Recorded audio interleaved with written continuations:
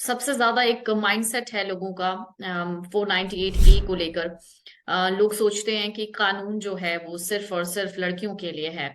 हमारे इस बातचीत का जो अहम मकसद है वो ये कि लॉ को लेकर, यानी कानून को लेकर, भारत में जो कानून है उसको लेकर जो कई तरीके की बातें कही गई हैं, जो एक टैबू फॉर्म में भी है और जिसको लेकर एक दुष्प्रचार भी किया जाता है कि कानून सिर्फ एक लिंग के लिए ही है, यानी सिर्फ स्त्री के लिए है, पुरुषों के लिए नहीं है।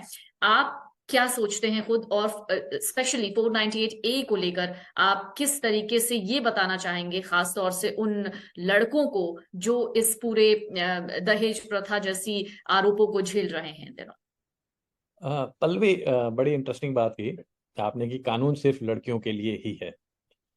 नहीं, ऐसा नहीं है। कुछ सेक्शंस हैं सोसाइटी के जिसके अंदर स्त्रियां आती हैं, बच्चे आते हैं, शेड्यूल कास्ट, शेड्यूल ट्राइब आते हैं, और आज तो सीनियर सिटीजन भी आते हैं। उनके लिए मुकदमा दायर करना, एफआईआर कराना, उसको सहज किया गया है। एक लड़की पीड़िता, और मैं इस समय मानता हूँ कि जेन्युइनली अगर किसी के साथ ये क्राइम हुआ है और वो थाने जाती है, अगर उसे बार बार चक्कर काटने पड़ते हैं या उसे कोर्ट के चक्कर कटाए जाते हैं एफआईआर दर्ज करने से पहले, तो ये गलत होगा। पर इतनी आसानी से मुकदमे दर्ज हो रहे हैं, और जो कि जिन मुकदमों में, झूठे मुकदमों में अगर कोई कार्रवाई झूठा मुकदमा दर्ज कराने वाले के खिलाफ नहीं हो रही है, तो इंप्रेशन जरूर क्रिएट होता है कि कानून सिर्फ लड़कियों के लिए है। क्योंकि अगर लड़के के पक्ष के पास पूरे सबूत हैं, या किसी और स्थितियों से ये पता लगाया जा सकता है कि ये क्राइम नहीं कमिट हुआ है।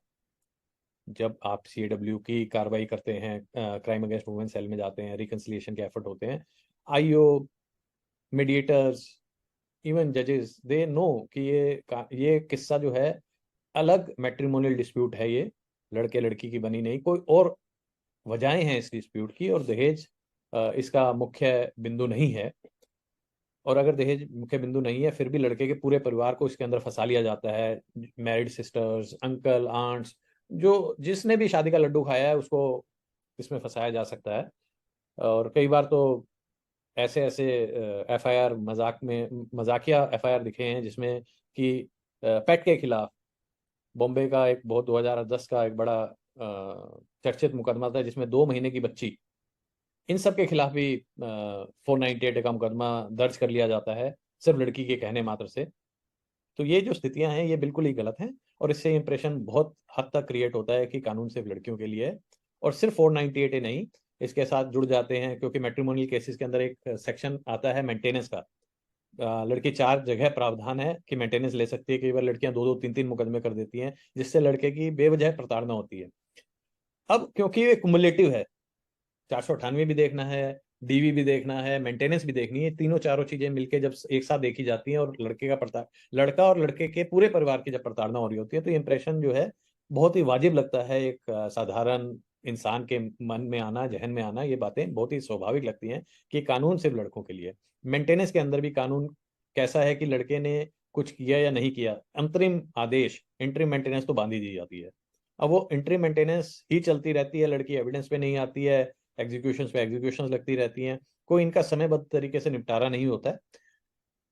तो इसलिए ये इंप्रेशन है कि कानून सिर्फ लड़कों के लिए, सिर्फ लड़कियों के लिए है, लड़कों के लिए कोई सेफ्टी इवॉल्व नहीं है इसके अंदर। मैं इस बात से काफी हद तक सहमत हूँ कि जिस तरह से कानून बने हैं और जिस तरह से उनका पालन हो रहा है, ये इंप्रेशन बहुत ही ज्यादा जायज है कि कानून लड़कियों के पक्ष में है, और उनको झूठा मुकदमा करने के लिए भी कोई सजा नहीं होती है।